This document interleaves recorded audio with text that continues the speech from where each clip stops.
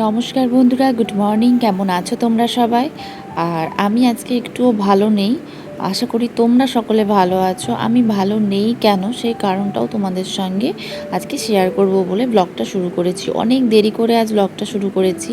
আর বাইরে একদম রোদ, অসম্ভব গরম।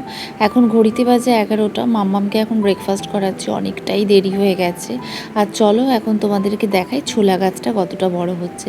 ছোলা গাছটা দেখেছো কতটা বড় হয়ে গেছে?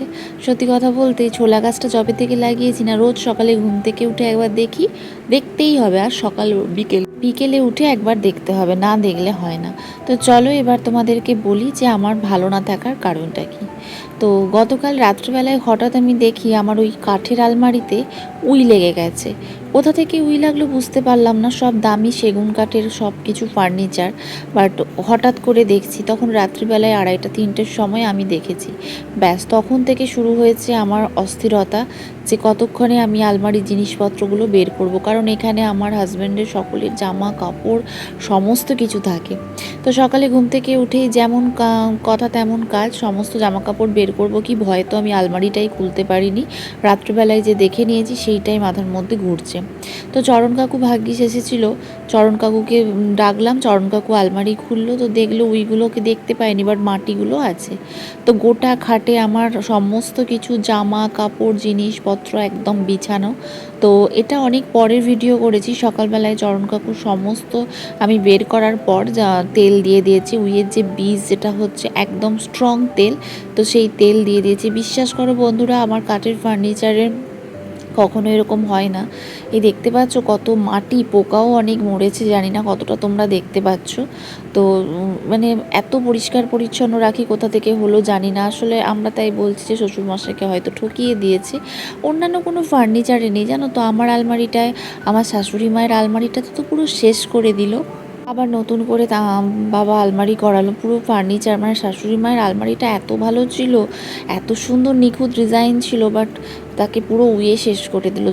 তখন আমি ছিলাম না, তখন মাম্মামকে তখন কনসিভ করেছিলাম মাম্মাম। তো তখন হয়নি, তো তখন আমি বাবার বাড়িতেই থাকতাম, ছিলাম আর কি। প্রায় 1 বছরের কাছাকাছি ওখানেই ছিলাম, ওখানেই ডেলিভারি হয়েছিল আমার। তো সেই জন্য ওখানে থেকেই হয়েছিল। তারপরে আমার অন্নপ্রাশনের আগে আমি এসেছিলাম। তো সেই জন্য আমি দেখিনি, বাট সব ফোনে ফোনে শুনতে পাচ্ছিলাম যে এই সমস্ত কাণ্ড হয়েছে বাড়িতে। তারপর রান্নাঘরটা পুরো যে মডিউলার কিচেন ছিল, সেই মডিউলার কিচেনেও পুরো একদম উয়ে শেষ করে দিল। তাই এবারে নতুন করে, আসলে আমার শ্বশুরমশাইয়ের কাঠের ফার্নিচারের ভীষণ শখ। গোটা ঘরটা কাঠের ফার্নিচারে ভর্তি, কিন্তু সবগুলোতে যে হচ্ছে তা নয়। এই মেনলি আমার বাড়ির পেছনে একটা পুকুর আছে, পুকুরটা নোংরা করে পোকা টোকায় ভর্তি। তো সবাই বলে যে ওই জন্যই হয়তো এগুলো হচ্ছে, কিন্তু আবার অনেকে বলে যে নিচে যাদের বাড়ি, নিচে একতলাতে বেশি হয়, কিন্তু দোতলাতে এত কেন হচ্ছে জানি না। তো সকালে ব্রেকফাস্টে আজকে ব্রাউন ব্রেড খেলাম, তার কারণ ব্রাউন ব্রেডটা অনেক দিনই পড়েছিল, তো সেজন্য খেলাম। আর আজকে যেহেতু শনিবার নিরামিষই রান্না হবে, তো এখানে হচ্ছে আলু পটলের তরকারি, মালা দিয়ে এসেছে। আর কালকে আবার মালা দিয়ে আসবে না, তো ভাগ্যি ভালো আজকে চরণ কাকু এসেছে, মালা দিয়েও এসেছে, সবাই এসেছে। মালা দি কালকে যাবে তার মেয়ের বাড়ি। বন্ধের শেষ নেই জানো তো বন্ধুরা, কিন্তু কি করব বলো, অসহায়। তো এখানে এখন আমি আলু পটলের তরকারিটা বসিয়ে দিচ্ছি। আর হয়েছে ভেজ ডাল, মুগ ডাল আর কি, ভেজ ডাল, তার আর আমচুর পোস্ত। আলু পোস্ত গতকাল রাত্রে হয়েছে, আর কারোর আলু পোস্ত খাওয়ার ইচ্ছে নেই। মাসটা যেন নিরামিষ করেই কেটে গেল, নিরামিষির আর শেষ নেই। তো যাই হোক, কিছু করার নেই। তো এখানে এখন আলু পটলের তরকারিটা করে নিচ্ছি। আর মাম্মামের ওই দিকে করবো হচ্ছে যে আলু পোস্ত, ওর আলু পোস্ত নয়, সরি, সয়াবিনের তরকারি। ও আর আলু পোস্ত খেতে চায় না, তো মালাদিকে বললাম সয়াবিনের মাখা মাখা তরকারি করবে, ডাল দিয়ে মাখাবো, ঝোল করার দরকার নেই। সয়াবিনের ঝোলে কোনো স্বাদ হয় না, ও খেতেও চায় না। তো যাই হোক, এখানে আমচুরগুলো কেটে কেটে রাখা আছে, জলে ভিজিয়ে রাখা আছে। আর আম কাটা হয়নি, আমটা কাটিনি ইচ্ছে করে, যেহেতু আমচুর পোস্ত হবে। তো হাজব্যান্ড আম নিয়ে এসেছে, তো ওকে জিজ্ঞেস করবো যদি খেতে চাই তাহলে কাটবো, নাহলে ফ্রিজে রেখে দেবো। আর বাইরে দেখো রোদটা, দেখো বাবার কি অসম্ভব গরম, কি বলবো। তো এখানে মালাদি পোস্ত বেটে নিয়েছে, আমচুর পোস্ত হবে বলে। আজকে তোমাদের সাথে আমচুর পোস্ত রেসিপিটা শেয়ার করব। তো এই সমস্ত সবই হচ্ছে, কিন্তু হতে হতে মাথার মধ্যে একটা চিন্তা ঘুরপাক খাচ্ছে যে এতগুলো বাড়ি, এত বড় আলমারিটা গুছাবো কী করে। মালাদিকে সয়াবিন দিয়েছিলাম, মালাদি এখানে এখন সয়াবিনের তরকারিটা বসিয়ে দিয়েছে মামামের মতনই, আদা জিরে টমেটো দিয়ে যেরকম করে। তো আমি বলেছি মাখা মাখা করতে, কারণ ও না এখন টেস্ট খুব হয়েছে, ও ভালো না হলে খায় না। আর এই দিকে এখন ডালটা হয়ে গেছে, আর এখানে আমচুর পোস্ত। তো চলো তোমাদের সাথে একটু আমচুর পোস্তর রেসিপিটা শেয়ার করি। সত্যি কথা বলতে এই নিরামিষি দিনে আমচুর পোস্ত আলু ভাতে ডাল হয়ে গেলেই খাওয়া হয়ে যাবে। তো আমচুরগুলোকে তো ভিজিয়ে রাখা হলো কেটে কেটে, তারপরে তেলে একটু পাঁচফোড়ন দিয়ে আমচুরটাকে ভালো করে একটুখানি নেড়ে চেড়ে জল দিয়ে দেওয়া হলো। ব্যাস, এরপর এবার পোস্তটা পুরোপুরি তুলে দেওয়া হলো।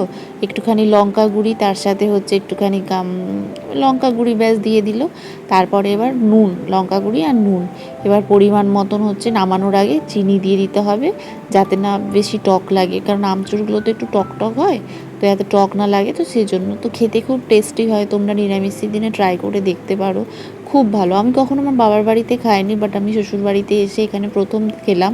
আমার ভীষণ ফেভারিট এই আমচুর পোস্ত। তো যাই হোক, এখানে আমচুর পোস্তও বসে গেছে, এদিকে পটলের তরকারিও হয়ে গেছে। চলো এখন আমি বেরিয়ে যাই, মালাদি তার মতন করুক। তো বন্ধুরা, তারপর থেকে আর ভিডিও করা হয়নি। এখন ঘড়িতে বাজে 3:20, তোমরা তো দেখেই নিলে। খাওয়া দাওয়া করে চলে এসেছিলাম 3টের সময়, বসে বসে একটু ফোন ঘাঁটলাম। মাম্মাম তো ঘুমোবেই না, যেহেতু 10টার সময় ও উঠেছে, ওর ঘুমও পায়নি। আর এখন এসি চালিয়ে দিয়েছি। সত্যি কথা বলতে কি, এসিটা অনেক আগেই চালিয়েছি, 1 ঘন্টা আগে। তো মামাম যেহেতু রুমের মধ্যে খেলছিল, এসি চালিয়ে দিয়েছি, রুমটাও ঠান্ডা হলো। আর এখন আমি খুব যুদ্ধ করতে নেমে গেছি ফিল্ডে। বসেছিলাম, প্রচণ্ড ঘুম লাগছিল, ঘুম পাচ্ছিল, তো ভাবলাম না, এবার আমাকে যুদ্ধ জয় করতে হবে। তো পেপার বের করছি, তার সাথে ডাস্টার বের করছি। আলমারিটা আমি মুছে নিয়েছিলাম স্নান করতে যাওয়ার আগে। মাম্মামকে স্নান করিয়ে চরণকাকুকে বলেছিলাম আলমারিটা মুছে দিতে। চরণকাকু মোছার পর আবার আমি দুবার ধরে পরিষ্কার ডাস্টারে করে আলমারি ভালো করে মুছে নিয়েছি। মুছে কাজ গুছিয়ে স্নান করতে গেলাম। স্নান টান করে এসে মাম্মামকে আগে ভাত খাওয়ালাম, তারপর আমরা খেয়ে এখন, কারণ আলমারি মুছতে গেলে আমার আরও আধা ঘন্টা লেগে যেত, তো সেই জন্য আমি এখন হচ্ছে যে আলমারি মুছে নিয়েছি, আর ভালো করে দেখে নিয়েছি যে আর কোথাও কোনো গন্ডগোল আছে কি না। তো এবার আমি পেপার পেতে নেব। পেপার পেতে সবসময় আমি জিনিসপত্র রাখার চেষ্টা করি, সে যতই পরিষ্কার পরিচ্ছন্ন থাক না কেন, কারণ পেপারটা পেতে একদম ভালো করে মুছে নিই, তার উপর আমি রাখি। আর সত্যি কথা বলতে এত শখের আমার এই আলমারি, বা শখের জিনিস, নিজের পছন্দের জিনিস না যদি খারাপ হয়ে যায়, নষ্ট হয়ে যায়, খুব মন খারাপ হয়ে যায়।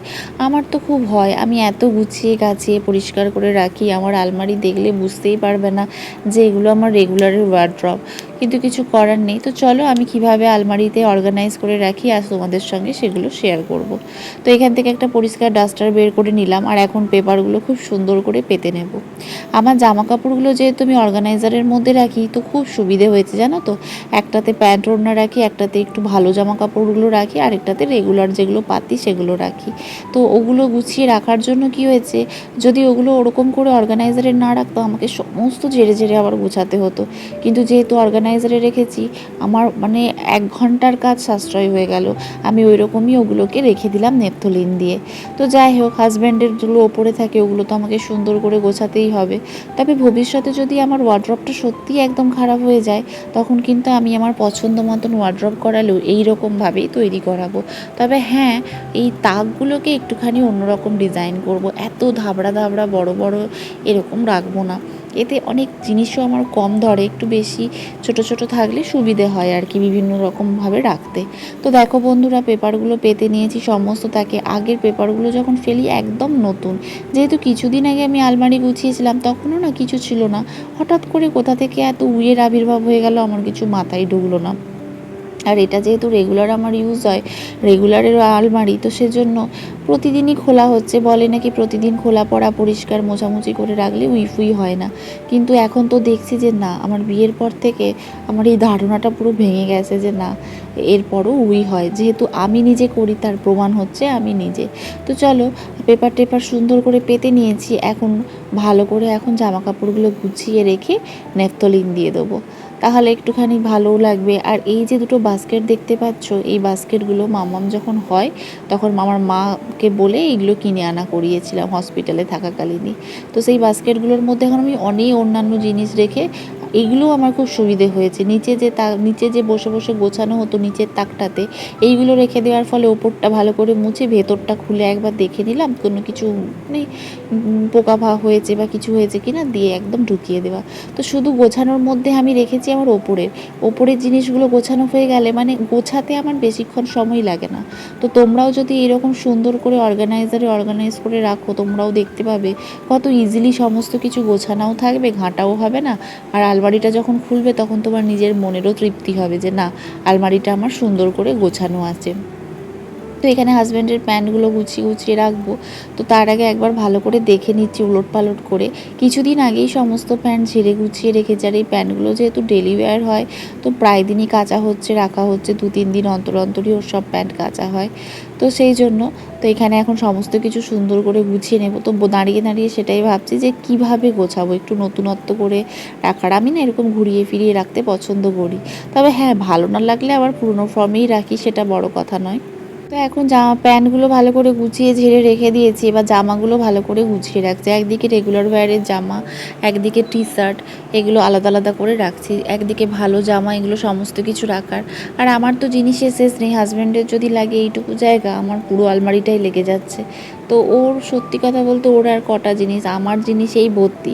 আর এটা শুধু মানে আমার সাথে নয়, প্রতিটা মেয়ের একই ইতিহাস, সকলেরই তাদের জামা কাপড়েই ভর্তি হাজব্যান্ডের জামা কাপড়ের থেকে।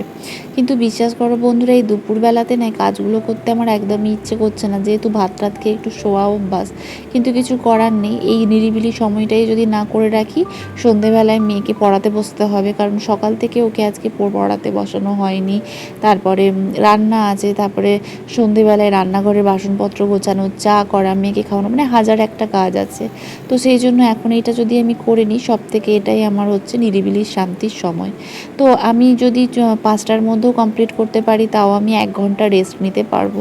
1 ঘন্টা রেস্ট নেওয়াটাই আমার কাছে এখন অনেক, কারণ 1 ঘন্টা শুলেও আমার কোমরটা একটুখানি, পিঠটা সোজা হবে। তো হাজব্যান্ডের তাকটা তো গোছানো হয়েই গেছে। এরপর দেখো আমার এই জিনিসগুলো আমি এখন সুন্দর করে, এই যে একটা ব্যাগ আছে, এই ব্যাগের মধ্যে কিছু ওড়না, যেগুলো হচ্ছে আমি সচরাচর আর তো ইউজই করি না, তো এই ওড়নাগুলো এই ব্যাগের মধ্যে রেখে দিচ্ছি। তাহলে কি বলো তো, যখন আমার দরকার হবে এই ব্যাগটা থেকে আমি পেরে নিয়ে নিতে পারবো। এই ব্যাগটা আমার একটা গয়না দোকানের ব্যাগ, এমনিই পড়েছিল, তো এটাকে আমি ওই কাজে ইউজ করে দিলাম। প্রায় 4-5টা ওড়না ধরে গেল জানো তো, সেই পুরোনো দিনের যে সিল্কের ওড়নাগুলো হয়। আর এই দেখো, এটা কি বলো তো, আমাদের বিয়ের কার্ড, মানে ছেলের বাড়ির কার্ড আর কি, যে বধূবরণ দেখতে পাচ্ছ, এই কার্ডটা আমার বিয়ের। তো বউ ভাতের আর কি, মানে এদের বাড়ি থেকে বউ ভাত নয়, বিয়ের। তো এই কার্ডটা আমি রেখে দিয়েছি, তো এই কার্ডটা সারা জীবনই রেখে দেবো, এটা আমার খুব স্মৃতি, একটা পছন্দের আর কি। তো সেটা তোমাদেরকে এই জন্য দেখিয়ে নিলাম। তো মোটামুটি বড় কাজটা কমপ্লিট হয়ে গেছে, ব্যাগ ফ্যাগগুলো মোটামুটি রেখে দিয়েছি। তো এখন আমার যে অর্গানাইজারের জিনিসগুলো আছে সেগুলো এখন সুন্দর করে আমি যেখানে জিনিস সেখানে পরপর রেখে দেবো। আর হ্যাঙ্গারগুলো, যে হ্যাঙ্গারে যে জিনিসগুলো রাখার, সেগুলো সত্যি কথা বলতে কত কষ্ট বলো তো, একটা গোছানো জিনিসকে আবার আমাকে সুন্দর করে ভালো করে রিঅ্যারেঞ্জ করে পরিষ্কার পেপার ফেলে আবার নতুন পেপার পেতে, মানে কি বলো তো, এক্সট্রা খাটনি। কোথা থেকে উই চলে এলো ঈশ্বর জানে, মানে কপাল খারাপ হলে যা হয়, কপালটাই খারাপ। তো অর্গানাইজারগুলো সুন্দর করে দেখে নিলাম। এই দেখো, এই অর্গানাইজারগুলোর জন্য আমার কত উপকার হচ্ছে, যেখানে জিনিস সেখানে সুন্দর করে ঢুকিয়ে রেখে দিলাম, ফলে কত সুবিধে হচ্ছে। নাহলে যদি এখন এগুলো না থাকতো, আমাকে এখন প্রত্যেকটা জিনিস গুছোতে হতো। আগে যখন ছিল না জানো তো, 2 দিন ছাড়া ঘেঁটে যেত। আগে তো এমনিই রাখতাম সমস্ত কিছু, তখন তো আর এইসব কিনিনি, বিয়ের প্রায় 2-3 বছর। তো তখন ওই এমনিই থাকতো। তারপরে মাম্মাম হওয়ার পর আমি এগুলো, এখনও আমার এক্সট্রা অনেক এই ব্যাগ আছে, এত হেল্পফুল আর এত সুন্দর। আমি অনলাইন থেকেই কিনেছি, ফ্লিপকার্ট বা অ্যামাজন হবে, আর খুব অল্প দামেই পেয়েছি জিনিসগুলো কিন্তু। তো মোটামুটি আমার সমস্ত কিছু, মাঝের তাকটাও গোছানো হয়ে গেছে, এবার নিচের তাকটা গোছালেই হবে। আর নিচের তাকে বাস্কেটগুলোকে ভালো করে মুছে, বিয়ের যে অ্যালবামগুলো আছে সেগুলোকেও রাখবো। আর নিচের তাকে সেরকম কিছু নয়, আগে প্রচণ্ডই আলমারিটা গোছাতে কষ্ট হতো জানো তো, কিন্তু এখন বলতে নেই, এই সব অর্গানাইজারগুলো ইউজ করার জন্য অনেক ইজি হয়ে গেছে। এখন আর এত কষ্ট হয় না, অনেকটা ইজিভাবে এখন করতে পারি। তো এখন হচ্ছে বাস্কেটগুলো ভালো করে মুছে নিচ্ছি, পরিষ্কার করে মুছে একবার খুলে ভালো করে দেখে নিয়েছি। তো দেখে এখন এগুলো হচ্ছে ভালো করে রেখে দেবো, যেহেতু পেপার পাতা আছে, খুব সাবধানে আমাকে রাখতে হয়, নাহলে পেপারগুলো না সরে যায়। তো ওকে এখানে দরজাটা ধরিয়ে বসিয়েছি, ও একটা বিশাল বড় কাজ করছে আর এখানে ব্যাগগুলো সুন্দর করে হ্যাঙ্গারে গুছিয়ে রেখে দিচ্ছি। আর নিচে দেখতেই পাচ্ছ, নিচে বাস্কেটগুলোকে সুন্দর করে মুছে টুছে পরিষ্কার করে রেখে দিয়েছি। আর তার উপরে আমার বিয়ের যে অ্যালবামগুলো রাখার ছিল সেই অ্যালবামগুলো রেখে দিয়েছি, প্রি ওয়েডিং বিয়ের অ্যালবাম। আর আমার মেয়ে বারবার আমাকে জিজ্ঞাসা করছে, মা এগুলো কিসের অ্যালবাম, কিসের অ্যালবাম? আমি যে পরে দেখাবো তোকে। তো ও খুব ইন্টারেস্ট দেখার জন্য, কিন্তু আমার তো ভাবছি কতক্ষণে আমি কাজ গোছাবো। তো মোটামুটি আলমারিটা আমার গোছানো হয়ে গেছে, খাট একদম ক্লিন করে নিয়েছি। আর এখন করব হচ্ছে বিছানাটা ক্লিন। বেডশিটটা অনেক দিনই চেঞ্জ করে নিতাম, প্রায় 10 দিন মতন হয়ে গেছে। মাঝখানে আমি একবার এই বেডশিটটা কেচে নিয়েছিলাম ওয়াশিং মেশিনে, তো যেহেতু বেবি দিয়ে আসেনি, তো এখন যেহেতু বেবি দিয়ে এসেছে, তো বেডশিটটা এখন চেঞ্জ করে নেব। আর কাচাটাও অনেকটা কমে গেছে, কিছু দুদিন আমি ওয়াশিং মেশিনেও কেচে নিয়েছিলাম সবার, আর বেবি দিয়ে এসেও 2 দিন কেচে নিয়েছে। তো আজকে বেডশিটটা চেঞ্জ না করলেও এই বেডশিটে শুতেও পারবো না, সকাল থেকে এত ঝাড়াঝুড়ি জিনিসপত্র রাখা, তো তাই সমস্ত কিছু করে নিচ্ছি চেঞ্জ। বেডশিটটা চেঞ্জ করে কতক্ষণে শোবো সেটাই ভাবছি, আর না শরীর চলছে না। আর এইদিকে আমার মেয়ে, মানে ও সমস্ত কিছু করবে, মানে আমাকে পাগল করে দিচ্ছে, ওর সঙ্গে বকতে বকতে আমি শেষ। তো ভেতরের চাদরটাও ঝেড়ে পেতে নিয়েছি, তারপর একটা নতুন কাঁচা চাদর পেতে নিলাম। তো এই চাদরটা তো তোমরা জানোই, পয়লা বৈশাখের সময় কিনেছিলাম যে 2টো চাদর, তার মধ্যে একটা এটা এর আগেও পেতেছি, তোমরা দেখেছো। আর আমার মেয়ে দেখছো যে কীরকম কাজ করছে, পুরো ছুটছে, বললেও শুনছে না। তো যাই হোক, বুক বকাঝকা করে করছি। আর এখন বেডশিটটা পেতে নিয়েছি, এখন পিলো কভারগুলো পরিয়ে নিলেই আমার কাজ অনেকটা হয়ে যাবে। তো সত্যি কথা বলতে মাথা থেকে না, কাল রাত থেকে যে একটা বড় বোঝা চলছিল, সেই বোঝাটা একটু নামলো। এখন যে আমি 1 ঘন্টা শুবো, একটু আমি শান্তির ঘুম দেব, মানে সত্যি কথা। তো দেখো, তোমাদেরকে লাস্টে আমি শেয়ার করবো যে আমি আলমারিটা কেমন গুছিয়েছি, তোমাদের কেমন লাগলো অবশ্যই কিন্তু আমাকে কমেন্ট করে জানিও যে আমার আলমারি গোছানো তোমাদের কেমন লেগেছে। আর তোমরাও না এইভাবে আলমারি গুছিয়ে দেখো, অনেক তাড়াতাড়ি তোমাদের কম সময়ও বাঁচবে। আর আজকালকার এই ডিজিটাল যুগে বা আজকালকার এই মানে ব্যস্ত সময়ে আজকাল কেন বলছি, আগেও ছিল, কিন্তু এখন যেভাবে ফাস্ট এগোচ্ছে, তো নিজেদেরকেও ফাস্ট না হলে হবে না। তো মানে একটা কাজ যদি আমি 2 ঘন্টার 3 ঘন্টার মধ্যে একটা আলমারি না গোছাতে পারি, তাহলে আমার অনেক কাজ এক্সট্রা রয়ে যাবে। যেহেতু আমার ছোটো বাচ্চা আছে, তো মানে আরও আমাকে অনেক ফাস্ট হতে হয়। তো যাই হোক, এখানে এখন আমার মেয়েকে তো দেখতেই পাচ্ছ, ছোটাছুটি লাগিয়ে দিয়েছে।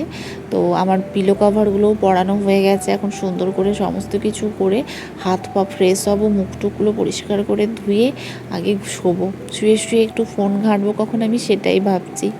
দেখো বন্ধুরা, এখানে বিছানা টিছানা একদম গোছানো কমপ্লিট, একদম শোয়ার জন্য বিছানা করে নিয়েছি আমার আর মাম্মামের। আর চাদর ফাদর ওখানে ফেলে রেখে দিয়েছি, আর রুম একদম নিট অ্যান্ড ক্লিন করে পরিষ্কার করে গুছিয়ে নিয়েছি। দেখতেই পাচ্ছ তোমরা সমস্ত কিছু। আর মাম্মামও না টায়ার্ড হয়ে গেছে। তো চলো এখন আলমারিটা তোমাদের সঙ্গে দেখিনি। আলমারির বাইর টাইরও একদম পরিষ্কার করে সমস্ত ডোর টোর মুছে নিয়েছি, ভেতরটা একদম উপর থেকে নিচ অবধি ঝকঝকে। তো ওপরেই দেখতেই পাচ্ছ হাজব্যান্ডের জামা প্যান্ট পাঞ্জাবি, ওখানে সমস্ত কিছু সুন্দর করে গুছিয়ে নিয়েছি। আর ঘড়িগুলোও সাইডে রেখেছি, আর নিচে তো আমার অর্গানাইজারের জিনিসগুলোতে সুন্দর করে রেখেছি। আর তার নিচে তো তোমরা দেখতেই পাচ্ছ। তো বলো আমার গোছানোটা কেমন হয়েছে অবশ্যই জানাবে। তার মধ্যে আবার যে ভেতরের লকারগুলো আছে সেগুলোকেও একদম মুছে পেপার টেপার পেতে সমস্ত জিনিস সুন্দর করে গুছিয়েছি। আর ব্যাগগুলো এখানে ঝুলিয়ে রেখেছি। তো চলো এখন একটুখানি আলমারি কেমন গোছানো হলো তোমাদেরকে তো দেখালাম, এমনকি আলমারির বাইরটাও পরিষ্কার করে সমস্ত দরজাগুলো মুছে নিয়েছি। পুরো আলমারির প্রচুর পরিশ্রম হয়েছে। তো কেমন লাগছে অবশ্যই আমাকে কমেন্ট করে জানিও, তোমাদের কমেন্ট পড়তে আমার খুব খুব ভালো লাগে। আর ভিডিওটা ভালো লাগলে ছেড়ে যাওয়ার আগে একটা লাইক শেয়ার এবং সাবস্ক্রাইব করতে কিন্তু ভুলবে না। দেখা হচ্ছে পরবর্তী ভিডিওতে।